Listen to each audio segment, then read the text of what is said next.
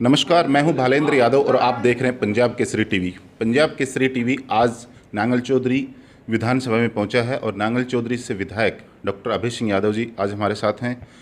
हाल ही में इनको श्रेष्ठ विधायक का पुरस्कार भी मिला है। ये इलाके के लिए एक अच्छी बात है। अभी उनसे बातचीत करने की कोशिश करते हैं और तमाम पहलुओं पर बात करेंगे कि नांगल चौधरी का कैसी स्थिति है और आगे आने वाली स्थिति में विकास की क्या रहेगी। डॉक्टर साहब, सबसे पहले आपका पंजाब केसरी टीवी में स्वागत है सर। धन्यवाद जी। सर, नांगल चौधरी विकास की बातें करेंगे क्योंकि आपको विकास की कुछ ज़्यादा उम्मीद थी, नांगल चौधरी को ज़्यादा ज़रूरत थी, इसीलिए आपसे रहा। और नांगल चौधरी के आगे का क्या आप विजन देख रहे हैं? नांगल चौधरी किस स्थिति में पा रहे हैं आप सर विकास के एंगल से? देखिए जी भालेंद्र जी, विकास की जहाँ तक बात है, नांगल चौधरी में आवश्यकता विकास की बहुत थी। नांगल चौधरी में पहले काम नहीं हुआ था, सदा से इसको बैकवर्ड ब्लॉक घोषित किया हुआ था। लेकिन हमारी सरकार आने के बाद में आप स्थिति आप देख रहे हैं। आप एक बार 2014 में भी आपने नांगल चौधरी हलके को देखा होगा, एक बार अब भी आप सारे हलकों को देखिए।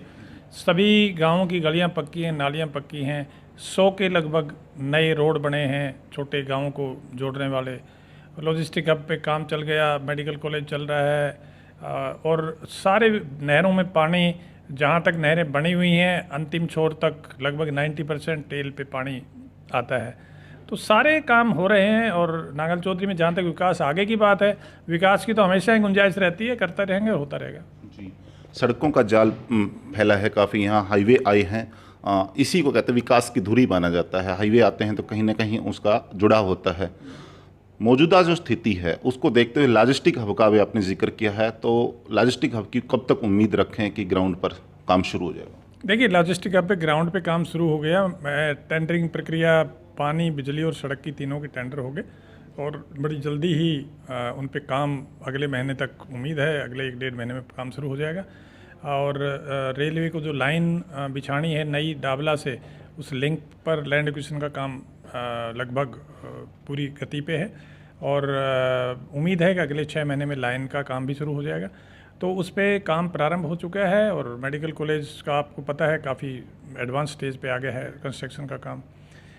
तो विकास की जहाँ तक बात है, विकास की भालेंद्र जी, विकास में कई कारकों को मिल के विकास होता है। इंफ्रास्ट्रक्चर जो डेवलपमेंट है, सबसे पहले तो आधारभूत ढांचा मजबूत चाहिए। उसके लिए अब हमारे पास 3 नेशनल हाईवे इस ज़िले से गुजर रहे हैं। रेलवे का जो डेडिकेटेड फ्रेट कॉरिडोर है, इस पे जो integrated multi modal logistic hub जो IML बनना है, उस पे काम शुरू हो गया है। प्लस इस एरिया में हरियाणा में सबसे शांति पूर्ण जो इलाका है वो है। इंडस्ट्रियल एटमॉस्फेयर बहुत बढ़िया है, समाज में लोगों में आपस में सामंजस्य है, सद्भाव है। और नेशनल कैपिटल से हम 100 किलोमीटर से कुछ 100-110 किलोमीटर की दूरी पे हैं। तो सारी चीज़ें, ये सारे ही कारक ऐसे हैं जो इस इलाके में आगे विकास के पोटेंशियल्स जो हैं वो दिखा रहे हैं। तो मुझे उम्मीद है कि अगले कुछ समय में जब ये सारा आधारभूत ढांचे का काम कंप्लीट हो जाएगा तो इस क्षेत्र में विकास आएगा।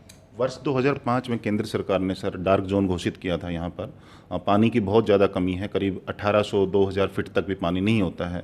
नहरी पानी के माध्यम से, लिफ्ट इरिगेशन से जिस तरह से पानी आता है, तो आपको लगता है कि कहीं ये अड़चन तो पैदा नहीं होगा डार्क जोन वाला जो स्थिति है विकास के कार्यों में, लॉजिस्टिक हब में, इंडस्ट्रीज़ के अंदर? देखिए, निस्संदेह पानी तो बहुत महत्वपूर्ण कारक है विकास में। लेकिन आपने देखा होगा पिछले कुछ वर्षों में रिचार्जिंग की जहाँ तक बात है, ये जो 143 करोड़ रुपए का प्रोजेक्ट माननीय मुख्यमंत्री जी ने मंजूर किया था, उससे सारे पंप्स नए हो गए। सारे जो जितने पंप हाउसेज हैं उनकी मोटरें नई होगी, पानी पूरा आना प्रारंभ हो गया है। और ये कृष्णावती और दोहान दोनों नदियों को जगह जगह से जुड़वा के, जब बारिश के टाइम में पानी फालतू आता है तो रिचार्जिंग का काम जोरों पे है। तो पानी की व्यवस्था पिछले 5-6 साल में इसमें काफ़ी सुधार हुआ है और भी उम्मीद है कि इसमें सुधार होगी। और इसके साथ ही हमें उम्मीद है कि जो यमुना पे बनने वाले बांध हैं, लखवा, रेणुका, किस्सा वगैरह, उस पर भी केंद्र सरकार और राज्य सरकार का ध्यान है। जब वो स्टोरेज बांध वहाँ यमुना पे बन जाएंगे तो उसके बाद में भी ये पानी की जो व्यवस्था है काफ़ी ठीक हो जाएगी। जी। पूरे हरियाणा में, देश के उत्तर भारत में भी कृषि कानूनों को लेकर प्रोटेस्ट चल रहा है। दक्षिण हरियाणा नांगल चौधरी विधानसभा भी है, यहाँ किसान सरकार के साथ खड़ा है। कानूनों के बारे में कुछ प्रकाश डाल पाएँ हल्का सा, ताकि आम जन तक उसको सहजता से समझा जा सके? देखिए, जहाँ तक किसान आंदोलन की बात है,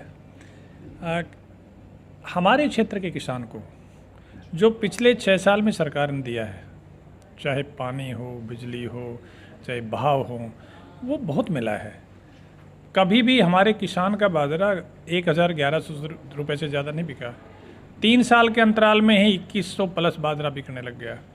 सरसों का जो भाव था, सरसों अब जो सरकारी भाव है, एमएसपी है, एमएसपी से 700-800 रुपये ऊपर बिक रही है। तो किसान को किसी तरह की भी अब ऐसा नहीं लग रहा कि किसान में कोई रोष हो। और आंदोलन तो असंतुष्टि से होते हैं, हमारा किसान यहाँ का संतुष्ट है। ये नहीं है ये इसमें भालेंद्र जी कि हमारा किसान कोई किसी के दबाव में मैं ये क्लेम करूँ कि मेरे कहने से आंदोलन नहीं कर रहे, या कोई और कोई क्लेम करे कि उनके कहने से नहीं। किसान क्योंकि संतुष्ट है, इसलिए किसान इन में आंदोलन में भाग नहीं ले रहा। और बड़ी अच्छी बात है कि विकास में किसान पूरी तरह लगा हुआ है। बात कानूनों की बात है, आपने विधानसभा में मुद्दा उठाया था, हरियाणा के स्तर पे बात रखी थी अपनी। हाल ही में कि आपका आर्टिकल भी छपा है, तो आम आदमी उसको सरल भाषा में कैसे समझे, बहुत संक्षेप? देखिए, संक्षेप में अगर आप मेरे से पूछ रहे हैं तो मैं एक बात कहूँगा, किसान कानून के बारे में 2-3 भ्रम तेज़ी से फैलाए गए। पहला तो कहा गया कि भी किसान की ज़मीन गिरवी हो जाएगी, कब्जे हो जाएंगे ज़मीन पे, ज़मीन एक बार ले ली तो फिर छोड़ेंगे नहीं, किसान की ज़मीन को इसको ज़बरदस्ती उनसे किसान को से एग्रीमेंट करवाया जाएगा। इस तरह की बातें फैलाई गई। आप उसको एक्ट को पढ़िए। एक्ट में किसान की ज़मीन को सुरक्षित करने के लिए 3 अलग अलग जगह, एक ही एक्ट में जो कॉन्ट्रैक्ट एक्ट है उसमें 3 जगह अलग अलग प्रावधान है। उसमें पहली बात तो स्पष्ट रूप से कहा गया है कि भाई किसान की मर्जी है वो एग्रीमेंट करे ना करे, किसी पे थोपा नहीं जाएगा। जो अनुबंध के तहत खेती नहीं करना चाहे वो अपनी पुराने तरीके से करे, कोई मजबूर नहीं कर सकता। दूसरी, जो अनुबंध है वो उत्पाद के बारे में होगा, ज़मीन के बारे में नहीं होगा।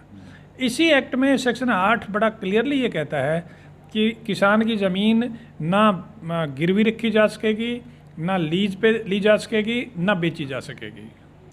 इसी एक्ट में एक और जगह सेक्शन 15 जो है वो बड़ा स्पष्ट रूप से कहता है कि किसी भी इस एक्ट के तहत किसी भी बकाया के लिए किसी भी हालत में किसान की ज़मीन को कुर्क नहीं किया जा सकेगा। तो इतनी सुरक्षा होने के बाद में मैं नहीं समझता किसान की ज़मीन को कोई खतरा है। बाकी तो राजनीति है, होती रहती है। आप शिक्षाविद भी रहे हैं, पहले अपनी खेती भी की है, बचपन से ही खेती का परिवेश माहौल घर का रहा है, एक अच्छे प्रशासक रहे हैं, अब अच्छे विधायक का भी आपको पुरस्कार से नवाजा गया है। नांगल चौधरी विधानसभा को अभी एसडीएम मिलने वाला है, नांगल चौधरी शहर को। हाँ, नहीं, वो प्रक्रिया सरकार के पास चालू है। जो इसकी रीऑर्गेनाइजेशन कमेटी थी उसकी रिपोर्ट आ चुकी है, और रिपोर्ट में मेरी जानकारी के मुताबिक नांगल चौधरी को सब डिवीज़न बनाने की अनुशंसा की गई है।